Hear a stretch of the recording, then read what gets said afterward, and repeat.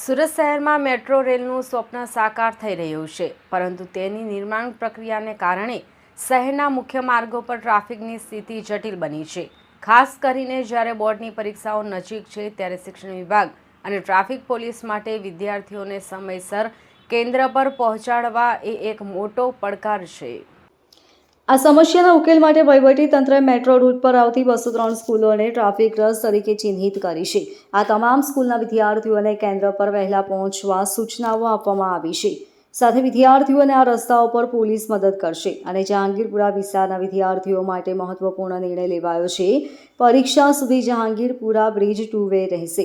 શિક્ષણ વિભાગ દ્વારા હાથ ધરવામાં આવેલ સર્વેમાં સુરતની 203 સ્કૂલોને ટ્રાફિકગ્રસ્ત કેન્દ્રો તરીકે ઓળખી કાઢવામાં આવી છે।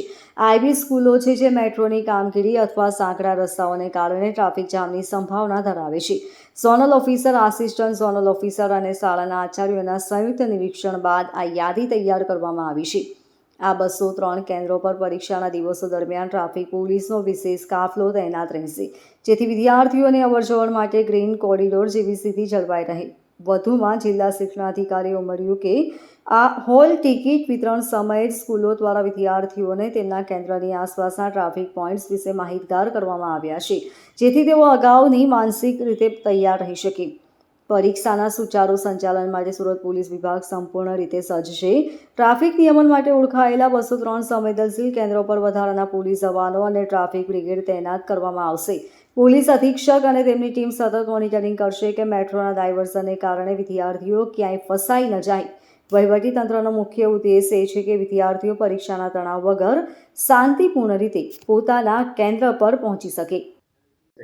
સુરતની અંદર 561 શાળાની અંદર પરીક્ષા લેવાઈ રહી છે, ત્યારે 203 જેટલા સેન્ટરો આઈડેન્ટિફિકેશન કરવામાં આવ્યું છે। આ 203 સેન્ટરો વિદ્યાર્થીઓને ઘરેથી જવામાં ટ્રાફિકની સમસ્યાનો પ્રશ્ન ન નડે એટલા માટે આઈડેન્ટિફાઈ કરીને આપવામાં આવ્યા છે। આ ઉપરાંત આ સેન્ટરો પોલીસ ડિપાર્ટમેન્ટને પણ ટ્રાફિક શાખાને આપવામાં આવ્યા છે, જેથી કરીને ત્યાં સ્ટાફની નિમણૂક કરી શકશે।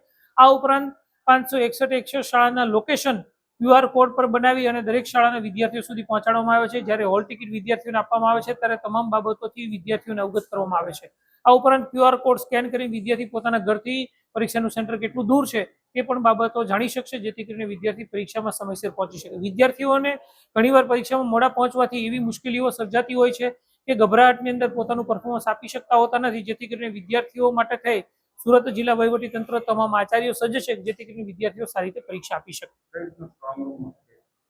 સુરતની અંદર 14 જેટલા પરીક્ષા સેન્ટરો નક્કી કરવામાં આવ્યા છે, ઝોન નક્કી કરવામાં આવ્યો છે, જેની અંદર 9 SSCના છે અને 5 HSCના નક્કી કરવામાં આવ્યા છે, જેની અંદર સ્ટ્રોંગ રૂમ બનાવી દેવામાં આવ્યા છે। તેનું લાઈવ સ્ટ્રીમિંગ મારા મોબાઈલની અંદર પણ હું જોઈ શકું છું। આ ઉપરાંત ગાંધીનગર કક્ષાએ માધ્યમિક શિક્ષણ ઉચ્ચતર માધ્યમિક શિક્ષણ બોર્ડમાં પણ જોઈ શકશે કે પ્રશ્નપત્ર ક્યારે સ્ટ્રોંગ રૂમમાંથી કાઢવામાં આવ્યા છે, પ્રશ્નપત્ર માટે સ્ટ્રોંગ રૂમ ક્યારે બંધ કરવામાં આવ્યો છે, બધી બાબતોથી અવગત થઈ અને ત્યાં ગાંધીનગર કક્ષાએ પણ જોઈ શકશે। આ ઉપરાંત સરકારી પ્રતિનિધિઓ માટે પણ સરસ મજાની વ્યવસ્થા કરવામાં આવી છે, જેમને જે ફાઇલ આપવામાં આવે છે, રોજે રોજ અલગ અલગ સરકારી સ્કૂલોમાં જવાનું, પરીક્ષા સેન્ટરોમાં જવાનું હોય છે, ત્યારે જે તેમને ફાઇલ આપવામાં આવે છે તેની ઉપર પણ QR કોડ આપવામાં આવ્યો છે, જેથી કરીને ઝોન કચેરીથી પરીક્ષાનું સેન્ટર કેટલું દૂર છે એ નાની નાની બાબતોની તકેદારી રાખવામાં આવી છે કે સરકારી પ્રતિનિધિ પહેલા દિવસે કયા ગયા છે, બીજા દિવસે કયા ગયા છે, એ બાબતથી લઈ તમામ પ્રકારની સૂચનાઓ, નાની નાની સૂચનાઓ પણ ફાઇલ ઉપર ચિપકાવવામાં આવી છે, જેથી કરીને સરકારી પ્રતિનિધિ। Bureau report LK star news, Surat.